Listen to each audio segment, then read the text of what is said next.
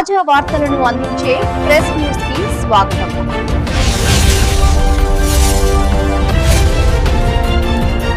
నమస్తే, welcome to press news bulletin. ముందుగా headlines చూద్దాం.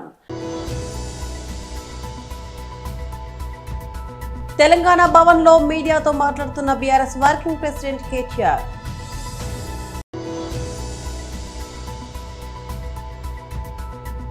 తాడపల్లిలో వైఎస్ఆర్సీపీ అధ్యక్షులు వైఎస్ జగన్ గారి ప్రెస్ మీట్. జగన్ అబద్ధాలు బహిర్గతం, పీపీపీతో విద్యార్థులకు న్యాయం, ఎమ్మెల్యే నసీర్ అహ్మద్ మీడియా సమావేశం.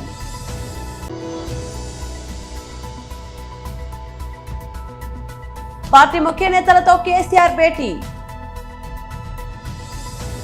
తెలంగాణ భవన్ లో మీడియాతో మాట్లాడుతున్న బీఆర్ఎస్ వర్కింగ్ ప్రెసిడెంట్ కేటీఆర్. నిర్వాకాలు, కొన్ని వ్యవహారాలు, వాటి వల్ల ఈరోజు సామాన్య ప్రజల్లో సైతం తెలంగాణ రాష్ట్రంలోనే కాకుండా తెలుగు భాష మాట్లాడేవారు ప్రపంచంలో ఎక్కడ ఉన్నా సిగ్గుతోని తలదించుకునేంత దౌర్భాగ్యమైన వ్యవహారం ఇవాళ తెలంగాణ రాష్ట్రంలో ముఖ్యంగా ప్రభుత్వ పెద్దల నిర్వాకం వల్ల ఎక్కడ ప్రపంచంలో తెలుగువారున్నా తలదించుకునే స్థాయిలో, సిగ్గుపడే స్థాయిలో జరుగుతున్న వ్యవహారాల మీద మా పార్టీ తరపున మా అభిప్రాయాన్ని చెప్పడానికి, అట్లాగే కొన్ని డిమాండ్స్ చేయడానికి ఈరోజు మిమ్మల్ని అందరినీ ఇక్కడికి ఆహ్వానించడం జరిగింది.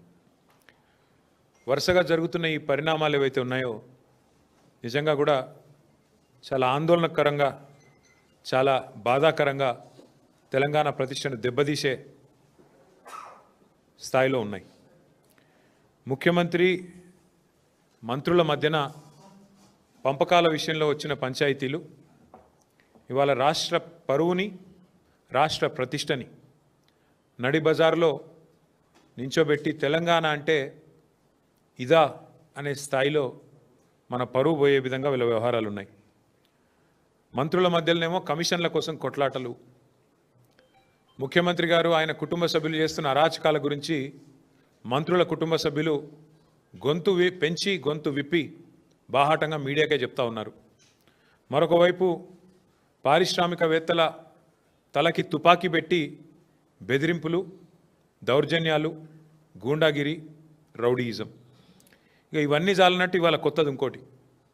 చివరికి తమ మాట వింటలేరని చెప్పి ఐఏఎస్ అధికారులను కూడా బలి పశువులు చేసే స్థాయికి ఇవాళ రాష్ట్ర ప్రభుత్వ వ్యవహారం ఉన్నది. శామ్ రిజ్వీ, సయ్యద్ అలీ ముర్తుజా రిజ్వీ గారు, ఆయన ఒక సిన్సియర్ అధికారి, ఏ ప్రభుత్వంలో పనిచేసినా చక్కగా పనిచేసిన అధికారి. ఇంకా నాకు తెలిసి దాదాపు 10 ఏళ్ల సర్వీస్ ఉంది ఆయనకి. అడిషనల్ సెక్రటరీగా మొన్ననే అయినారు.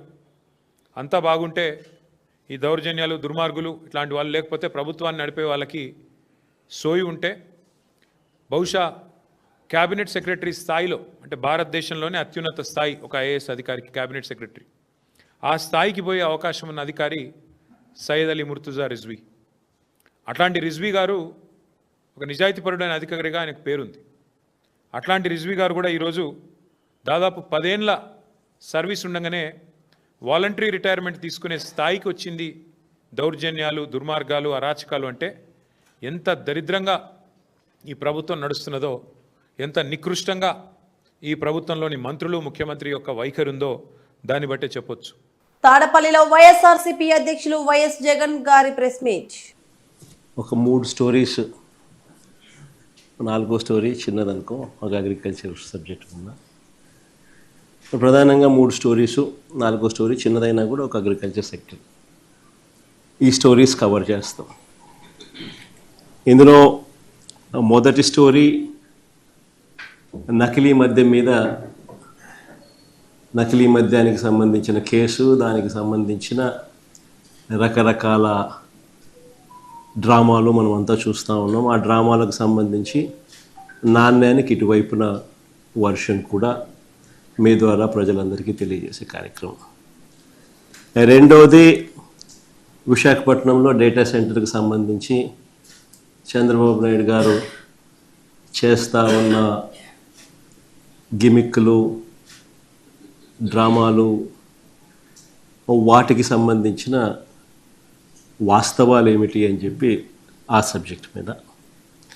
మూడోది ఉద్యోగులకు ఏ రకంగా చంద్రబాబు నాయుడు అన్యాయం చేస్తున్నాడు, ఏ రకంగా ఉద్యోగులను రోడ్డు పాలు చేస్తూ ఉన్నాడు అనే సబ్జెక్టు మీద చంద్రబాబు నాయుడు చేస్తూ ఉన్న తీరును, ఆయన చేస్తూ ఉన్న అన్యాయాన్ని మీ ద్వారా ప్రజలందరి దృష్టికి కూడా తీసుకుపోయే కార్యక్రమం చేస్తాం. ఒక చిన్న సబ్జెక్ట్ అయినా కూడా వ్యవసాయం ఒక సబ్జెక్ట్ ఉంది. వ్యవసాయంలో చంద్రబాబు నాయుడు ప్రస్తుతం పరిస్థితుల్లో కూడా చంద్రబాబు నాయుడు ఏ రకంగా, ఇన్ఫ్యాక్ట్ మా పక్క రాయలసీమలో అయితే బుడ్డశనగ పంట ఇప్పుడు వేస్తారు. సో వేస్తూ ఉన్న పరిస్థితుల్లో రైతులు పడతా ఉన్న ఇబ్బందులు, ఈ ప్రభుత్వం రైతుల పట్ల నిర్లక్ష్య వైఖరిని వివరిస్తూ 4వ సబ్జెక్ట్ మీద కూడా టచ్ చేస్తాను. సో మొదటి సబ్జెక్టు, ఈ మొదటి సబ్జెక్టు నకిలీ మద్యంలో ప్రస్తుతం జరుగుతూ ఉన్న డ్రామాల మీద ఇటువైపున స్టోరీ, ఇటువైపున వర్షన్. ఈరోజు రాష్ట్రంలో నిజంగా గమనిస్తే వ్యవస్థీకృత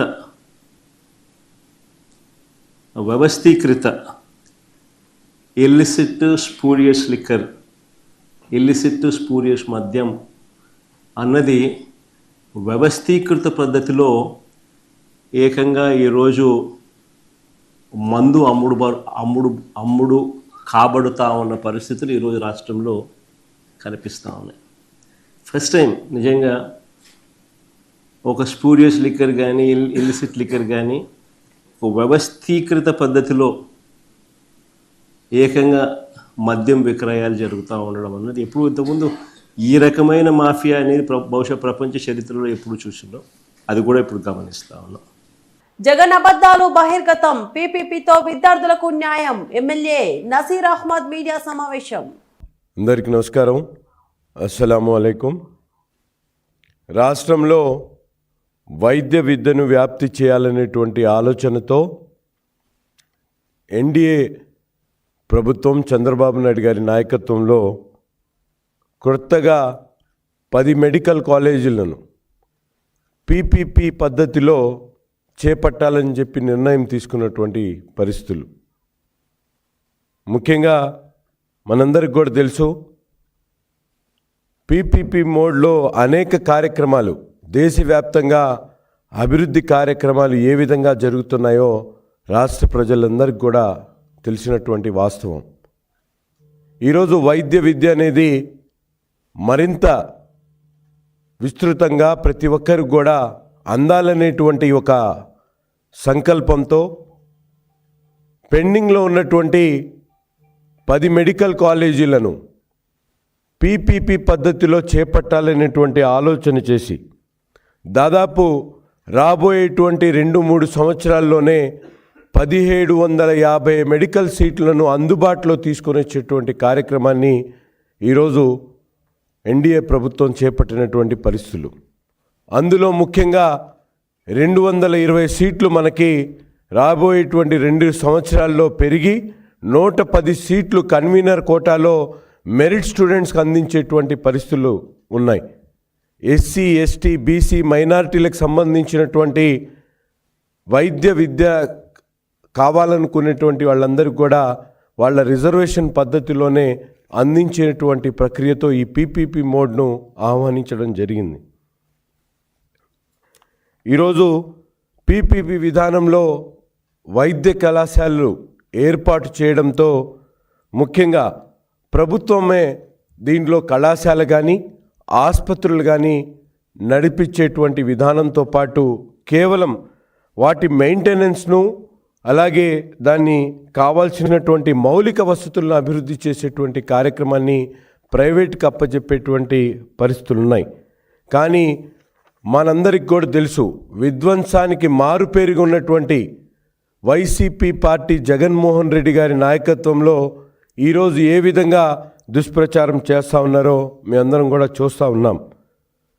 ప్రైవేట్ సంస్థలకు శాశ్వతంగా భూమి ఇస్తారని చెప్పి అబద్ధాలు మాట్లాడుతున్నటువంటి పరిస్థితులు ఉన్నాయి.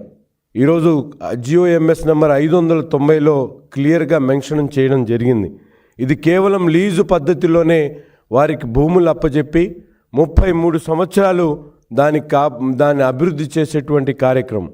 తిరిగి ప్రతి ఒక్క ఆస్తి కూడా ప్రభుత్వానికి అప్పచెప్పాల్సినటువంటి పరిస్థితుల్లోనే ఈరోజు పీపీపీ మోడ్లో ఈ కాలేజీలను ఏర్పాటు చేయడం జరుగుతూ ఉంది. జూబ్లీహిల్స్ శాసనసభ నియోజకవర్గ ఉప ఎన్నికను బీఆర్ఎస్ పార్టీ ప్రతిష్టాత్మకంగా తీసుకుంది. ఈ నేపథ్యంలో పార్టీ అధినేత కేసీఆర్ స్వయంగా రంగంలోకి దిగి వ్యూహాలకు పదును పెడుతున్నారు. ఎర్రవల్లిలోని తన ఫామ్ హౌస్ లో పార్టీకి చెందిన కీలక నేతలతో ఆయన సమావేశమయ్యారు. ఈ కీలక సమావేశానికి మాజీ మంత్రులు హరీష్ రావు, జగదీష్ రెడ్డి, ఎర్రబెల్లి దయాకర్ రావు, తలసాని శ్రీనివాస్ యాదవ్, సునీత లక్ష్మారెడ్డి, సింగిరెడ్డి నిరంజన్ రెడ్డి, వేముల ప్రశాంత్ రెడ్డి వంటి ముఖ్య నేతలతో పాటు పలువురు ఎమ్మెల్యేలు, ఎమ్మెల్సీలు హాజరయ్యారు. ఈ సందర్భంగా జూబ్లీహిల్స్ ఉప ఎన్నికల్లో అనుసరించాల్సిన వ్యూహంపై కేసీఆర్ పార్టీ నేతలకు దిశానిర్దేశం చేశారు. నియోజకవర్గంలోని తాజా రాజకీయ పరిస్థితులు, క్షేత్రస్థాయిలో చేపట్టాల్సిన ప్రచార కార్యక్రమాలు, ముఖ్యంగా ఇంటింటి ప్రచారం, ఇతర పార్టీల నుంచి బీఆర్ఎస్ లో చేరే నాయకుల అంశాలపై ఈ భేటీలో కులంకషంగా చర్చించినట్లు సమాచారం. ఉప ఎన్నికల్లో విజయం సాధించడమే లక్ష్యంగా పార్టీ శ్రేణులందరినీ సమాయత్తం చేయాలని సమావేశంలో కేసీఆర్ సూచించినట్లు తెలుస్తోంది. ఉప ఎన్నికల వేడి చుట్టుముట్టిన తెలంగాణ రాజకీయాలు మరింత రసవత్తరంగా మారాయి. ముఖ్యమంత్రి రేవంత్ రెడ్డిపై కేటీఆర్ చేసిన విమర్శలకు వరంగల్ పశ్చిమ ఎమ్మెల్యే నాయని రాజేందర్ రెడ్డి తనదైన శైలిలో ఘాటు వ్యాఖ్యలు ఇచ్చారు. ఒక్కసారి నీ పాలన గుర్తు చేసుకో కేటీఆర్ అంటూ నాయని విరుచుకుపడ్డారు. వివరాల్లోకి వెళ్తే నేను చాలా పెద్ద నాయకుని అయిపోతా అనుకోవటం అది చాలా హీనమైన చర్య. మీ ప్రభుత్వంలో మీరు ఏం చేసిండ్రు, ఎమ్మెల్యేలను ఏ విధంగా చూసిండ్రు, మంత్రులను వేదిక మీద ఏ విధంగా చికాకు పెట్టిండ్రు, దళిత డిప్యూటీ సీఎంని కారణం ఏందని చెప్పకుండా తీసేసినప్పుడు ఒక్క దళిత మంత్రి గాని దళిత నాయకుడు గాని మీ దాంట్లో మాట్లాడినరా? మీ పాలనలో మీరు చేసిన అవమానాలు అంతా ఇంత కాదు. అధికారులని మంచి మంచి సమర్థులైన ఐఏఎస్ ఐపీఎస్ అధికారిని పక్కకు పెట్టి రిటైర్డ్ అయిన అధికారులను పెట్టి నడిపించిన చరిత్ర మీది. ఇవాళ మీరు మాట్లాడితే దానికి అర్థం ప్రజలు చూస్తూ అసహించుకుంటున్నారు మీ యొక్క దాన్ని. అంటే మీరు మీ సొంత ఇల్లు చక్కబెట్టుకోలేని మీరు ఇవాళ మీ ఇంట్లో మాట్లాడిన ఆడపడుచు అవినీతి గురించి, మీరు చేసిన కుంభకోణం గురించి అన్ని మాట్లాడితే ఒక్క జవాబు చెప్పలేని మీరు ఇవాళ మా ముఖ్యమంత్రి గారి మీద వచ్చిరాని మాటలు మాట్లాడుకుంటూ కర్వేపాకంటే హీనంగా తీసేసారు. మీ యొక్క పాలనలో అధికారులను గాని, ఎమ్మెల్యేలను గాని, మంత్రులను గాని, ఇంకెవర్లు గాని ఇలా అసమర్థత పోలీసు అని మాట్లాడుతున్నారు మీరు. పార్వతీపురం పట్టణంలో వన్ స్టాప్ సెంటర్ కు శంకుస్థాపన చేసిన మంత్రి గుమ్మడి సంధ్యారాణి, పాల్గొన్న జగదీశ్వరి, ఎమ్మెల్యే బోలెల విజయ్ చంద్ర, కలెక్టర్ ప్రభాకర్ రెడ్డి మహిళలకు అండగా వన్ స్టాప్ సెంటర్. మహిళలకు ఏ కష్టం వచ్చినా ఒక పొట్టిల్లు లాగా వన్ స్టాప్ సెంటర్ ఉంటుంది. జిల్లాలో డోలి మోతులకు చెక్ పెట్టేందుకు చర్యలు చేపడుతున్నాం. ఐటీడీఏ పీఓతో మాట్లాడి డోలి మాతల నియంత్రణకు అనుసంధాన రహదారి నిర్మించేందుకు వాహనాలు వెళ్లేలా 40 కోట్లతో రోడ్డు నిర్మిస్తాం. ప్రతి విద్యార్థి ఆరోగ్య భద్రతే ప్రభుత్వ లక్ష్యం. జిల్లాలో ఒక్క గిరిజన విద్యార్థులకే జ్వరం రావడం లేదు. సీజన్ కనుక జ్వరాలు అందరికీ వచ్చే అవకాశం ఉంది. దీనిపై వైసీపీ ఒకసారి రాద్ధాంతం చేస్తుంది. మాజీ డిప్యూటీ సీఎం, మాజీ కురూపం ఎమ్మెల్యే 11 మంది గిరిజన విద్యార్థులు మరణించారని ప్రచారం చేస్తుంది. నిజంగా జిల్లాలో 11 మంది చనిపోతే వైసీపీ ఇద్దరికి ఎక్స్గ్రేషియా ఎందుకు ఇచ్చింది? 11 నెంబర్ అంటే వైసీపీకి చాలా ఇష్టం. పిల్లలు ఆరోగ్యం, వసతి గృహాల్లో మౌలిక సదుపాయాలు కల్పనే ధ్యేయం.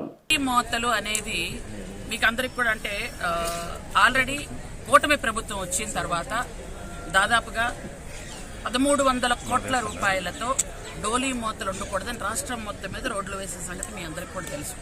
వేస్తూనే ఉన్నాం. కానీ డోలీ మోతలు లేకుండా ఉండాలి అంటే దాదాపు 4000 కోట్లు కావాలి మన రాష్ట్రంలో.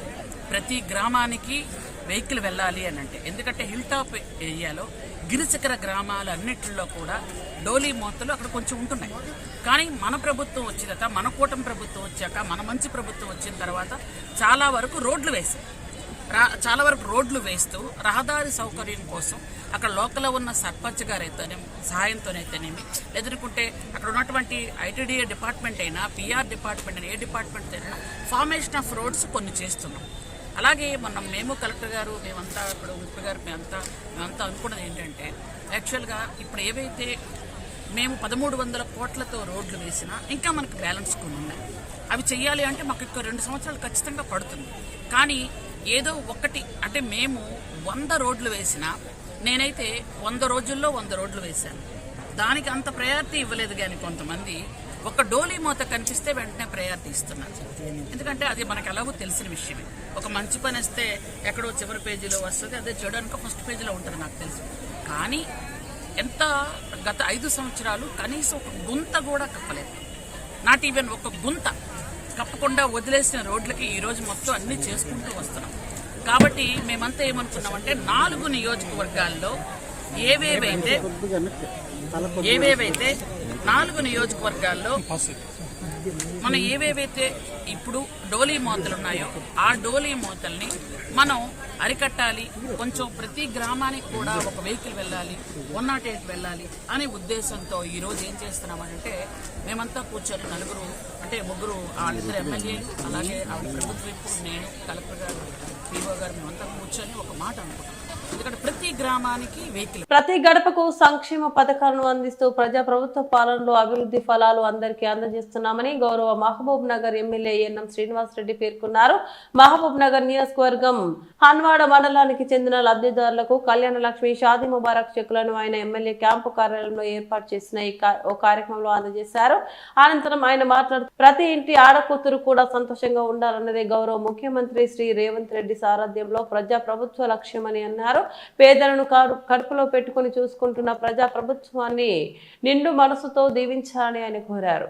గ్రామాలకు పంపి లబ్ధిదారుల ఎంపిక చేసి గ్రామంలో చాటింపు వేసి అప్లికేషన్స్ తీసుకొని మళ్ళీ 1కి 2 సార్లు అప్లికేషన్ వెరిఫికేషను, ఎలిజిబిలిటీ క్రైటీరియాలోకి వాళ్ళు వస్తారా లేదా అవన్నీ కూడా చెక్ చేసి మరి లబ్ధిదారులను ఎంపిక చేసి ఈరోజు పారదర్శకంగా డిప్పు తీసి ఎవరికి ఏ ఇల్లు అలాట్మెంట్ చేయాలనో ఆ ఇల్లు అలాట్మెంట్ చేయడం జరిగింది. అలాగే ఇప్పుడు 9 కోట్ల రూపాయలతోటి డ్రింకింగ్ వాటర్ కావచ్చు, ఎలక్ట్రిసిటీ కావచ్చు, రోడ్డు కావచ్చు, అవన్నీ కూడా దాదాపుగా పూర్తిగా వస్తూ ఉన్నాయి. పారదర్శకంగా ఎవరికి ఎటువంటి ఇబ్బంది లేకుండా కేవలం ఇల్లు లేని వారిని, పేదవారిని అర్హులుగా గుర్తించి ఈ కార్యక్రమాన్ని దిగ్విజయంగా పూర్తి చేసుకోవడం జరిగింది. దాదాపుగా 180 మందికి ఈరోజు డబుల్ బెడ్రూమ్ ఇండ్లు ఇవ్వడం జరిగింది. ఇంకా కొంతమంది కొన్ని గ్రామాలలో ఇల్లు లేనివారు ఉన్నారు. వాళ్లకు ఇందిరమ్మ ఇండ్ల పథకంలో భాగంగా వాళ్లకు కొంతమందికి ఆల్రెడీ ఇండ్లు కేటాయించినాం, వాళ్ళు కట్టుకుంటా ఉన్నారు. ఇంకొంతమందికి రాబోయే రోజుల్లో కూడా కేటాయిస్తాం. ప్రతి పేదవాడికి, గుడిసెల్లో ఉండే ప్రతి పేదవాళ్లకు, ఆ కుటుంబానికి ఒక ఇల్లు ఇవ్వాలన్న సంకల్పం ఈరోజు కాంగ్రెస్ ప్రభుత్వం చేస్తూ ఉంది. అందుకు అనుగుణంగానే గతంలో పూర్తి కాని పనులు చేయించి డబుల్ బెడ్రూమ్లు ఏమైనా మిగిలింటే అవి కూడా ఇవ్వడము, కొత్తగా ఇందిరమ్మ ఇండ్లు శాంక్షన్ చేయించి కట్టుకున్న వాళ్లకు. సుప్రీంకోర్టు చీఫ్ జస్టిస్ గవాయ్ పై జరిగిన దాడికి నిరసనగా ప్రజాసేన అధ్యక్షులు కాటే సుబ్రహ్మణ్యం ఆధ్వర్యంలో ఎస్సీ సంఘాలు, బీసీ సంఘాలు, మహిళలు భారీ ఎత్తున నిరసన ర్యాలీ చేపట్టారు. స్థానిక ఆర్డీఓ కార్యాలయం ఎదుట ధర్నా నిర్వహించారు. చీఫ్ జస్టిస్ పై భౌతిక దాడి అమానుషమని, సిగ్గుచేటు అని పెద్ద ఎత్తున నినాదాలు చేశారు. సుప్రీంకోర్టు ప్రధాన న్యాయమూర్తిపై దాడి చేయడం అంటే అది భారత రాజ్యాంగం పైనే దాడి అని వారంతా అభిప్రాయపడ్డారు. అనంతరం ఆర్డీఓ కార్యాలయం నందు వినతి పత్రం అందించారు. ఇలాంటి దారుణ కాండాలు పునరావృతం కాకూడదని డిమాండ్ చేశారు. దేశంలో మనుధర్మ పడగలు విప్పుతోందని వారంతా ఆవేదన వ్యక్తం చేశారు. దీని వెనుక ఉన్న దోషులను కఠినంగా శిక్షించి ప్రజాస్వామ్యాన్ని పరిరక్షించాల్సిన అవసరం ఉందని అన్నారు. ఈ కార్యక్రమంలో కొమ్ము సురేష్, పైడిమల్ల ఆనంద్, దోమలపాటి సత్యనారాయణ, కొప్పుల సూర్యనారాయణ తదితరులు పాల్గొన్నారు. సుప్రీంకోర్టు అటువంటి సుప్రీంకోర్టు ప్రధాన న్యాయమూర్తి మీద దాడి జరగటం అంటే అది ఒక రకంగా భారతదేశ రాజ్యాంగం మీద, యావత్ భారతదేశం మీద జరిగిన దాడిగానే మనం ఖండించాలి. అందువల్ల ఇది ప్రజల్లో కూడా ఒక రాంగ్ ఇండికేషన్, రాంగ్ మెసేజ్ వెళ్ళేటటువంటి అవకాశం ఉంటుంది. ఎందుకంటే అత్యున్నతమైనటువంటి న్యాయస్థానం, రాజ్యాంగాన్ని పరిరక్షించేటటువంటి శక్తి కలిగినటువంటి న్యాయస్థానం. అందరికీ నమస్కారం.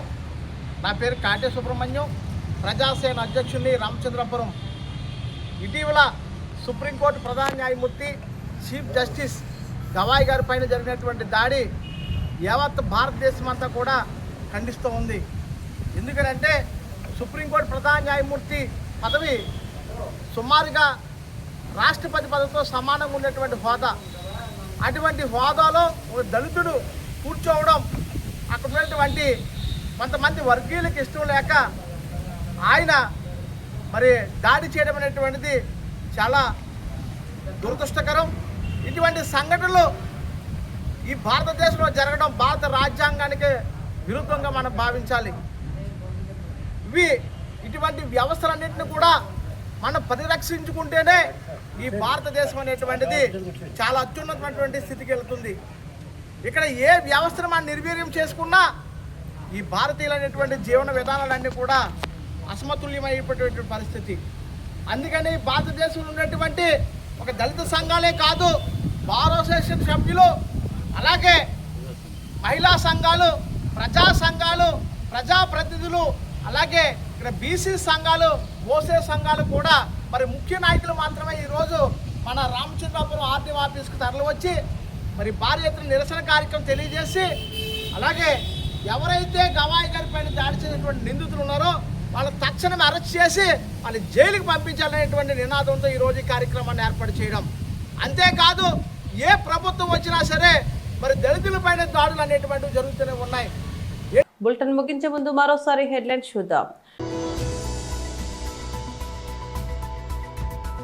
తెలంగాణ భవన్ లో మీడియాతో మాట్లాడుతున్న BRS working president KTR.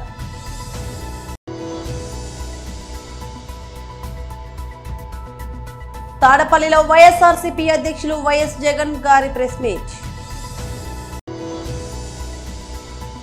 Jagan అబద్ధాలు బహిర్గతం, పీపీపీతో విద్యార్థులకు న్యాయం, ఎమ్మెల్యే నసీర్ అహ్మద్ మీడియా సమావేశం.